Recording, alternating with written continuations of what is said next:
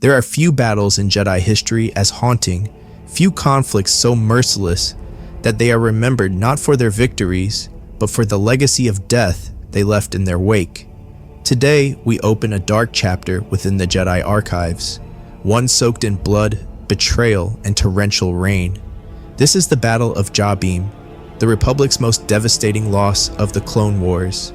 A storm-racked world buried in ceaseless rain and mud, hostile not just in climate, but in spirit. Long before the war ever reached its surface, Jabiim felt abandoned, left to suffer during the brain rot plague, ignored during times of need, and offered only empty promises from the Republic. When war came, it wasn't just droids and blasters that turned the tides of loyalty, it was resentment, festering for decades. Alto Stratus, a charismatic revolutionary and brilliant tactician, led the Jabiim I nationalists to rise against the Republic-aligned loyalists. His people did not fight for the separatists out of ideology, they fought to avenge their past. The Republic, blind to this history, responded with overwhelming force. Jedi generals were deployed alongside the Grand Army of the Republic to suppress the uprising. Obi-Wan Kenobi, Asherad Het, and countless others stepped onto a battlefield that they did not understand, one where the Force could not shield them from the mud, the blood, and the betrayal. What followed was a tragedy of attrition. Lightning fractured the skies above as clone troopers drowned in trenches, and walkers were swallowed by the muck. The enemy did not face the Jedi with fear, they faced them with fury, and one by one, the Jedi began to fall.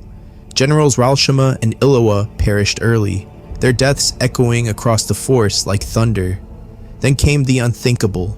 Obi-Wan Kenobi, struck down, presumed dead, but in reality, he had been captured by Asajj Ventress.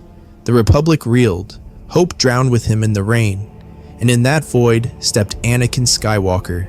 Now isolated and grief-stricken, Anakin joined a desperate cadre of Jedi learners, orphans of war, young Padawans whose masters had all been slain.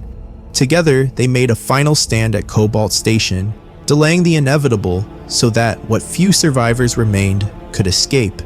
The Jedi called them the Padawan Pack. History remembers them as martyrs. They fell one by one, their lightsabers flickering in the downpour until only Anakin remained. He alone held the line. But when the transports arrived, there was no glory, no triumph. Anakin made the impossible choice. He left. He evacuated the clones.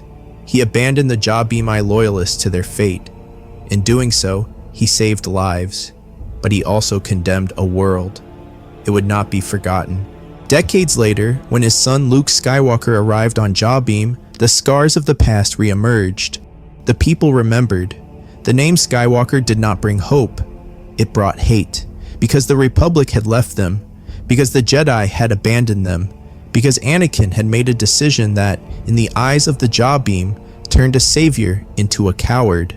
This is the true face of war, not victory, not banners raised, but rain and graves. The Battle of Jabiim stands as one of the darkest stains on the Jedi Order, a painful reminder that even heroes can drown in failure. And sometimes, the Force is silent in the storm. So I ask you, was Anakin's decision just? Or did the battle mark the beginning of his descent? Let us know, and as always, may the Force serve you better than it served those who fell in the mud.